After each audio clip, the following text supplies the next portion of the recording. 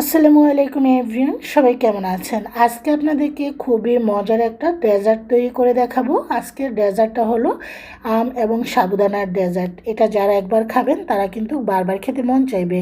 এটা কলিজা ঠান্ডা করার মতো লোভনীয় একটা ডেজার্ট, দেখতেও কিন্তু লোভনীয় লাগছে।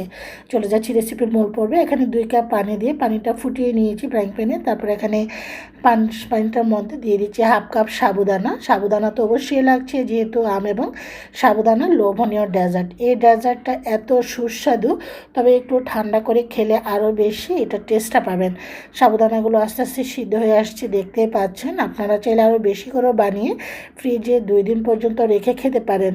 এটা যখন অতিরিক্ত গরম পড়ে 1 গ্লাস এরকম ডেজার্ট বা ছোট্ট এক বাটি খেলে আপনার মনটা এমনিতেই ঠান্ডা হয়ে যাবে।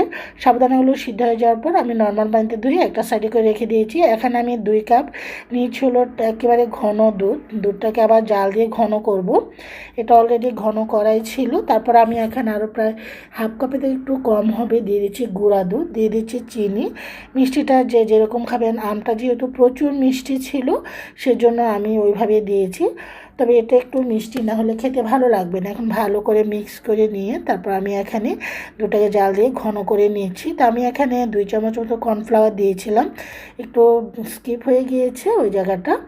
তো একটু সামনে অতিরিক্ত ঘন করব না, জাস্ট সামনে একটু ঘন করে নেব। এটা হয়ে যাওয়ার পর একটা মগে আমি উঠিয়ে নিয়েছি। এখানে আমি নিয়েছি হলো ফ্রিজে থাকা ঠান্ডা আমগুলোকে একটু বরফ করে নিয়েছিলাম, এতে করে এটা আরও বেশি টেস্ট হয়। আপনারা যদি সাথে সাথে খেতে চান, ফ্রিজে অবশ্যই আমগুলো যদি রেখে দেন, তখন আমটা ঠান্ডা হয়ে গেলে ডেজার্টটা আরও বেশি মজা লাগে।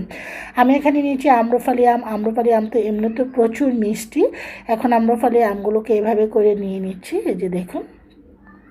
এখন চামচ দিয়ে এভাবে করে উঠিয়ে নিচ্ছি। ডেজার্টটা এত মজা, যারা একবার খাবেন তারা কিন্তু বারবার খেতে মন চাইবে। এখানে আমি কিছুটা আম উঠিয়ে রেখে দিয়েছি, পরে আপনাদেরকে দেখাবো এটা আমি কী করবো।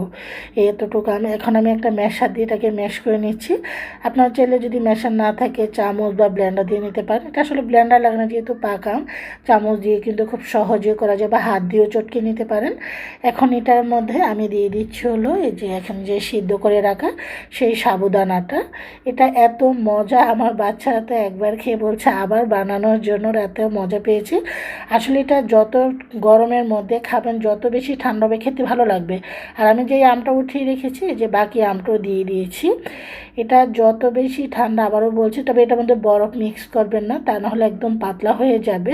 আমি ভালো করে সাবুদানাটা মিক্স করে নিয়ে এখন আমি গ্লাসের মধ্যে সার্ভ করে নিয়েছি। আপনার যে কোনো বাটিতেও সার্ভ করতে পারেন, তবে গ্লাসে করে নিলে খেতে আরও বেশি ভালো লাগে। এখন আমি এই যে দেখুন উপরে আবারও কিছু কিউব আম দিয়ে দিচ্ছি, যার সুন্দর একটা লুক আসার জন্য। আপনারা চাইলে উপরে বাদাম কুচিও দিতে পারেন, যেহেতু আম ছিল আমি উপরে দিয়ে ডেকোরেশন করেছি, দেখতে আরও একটু আকর্ষণীয় লাগার জন্য।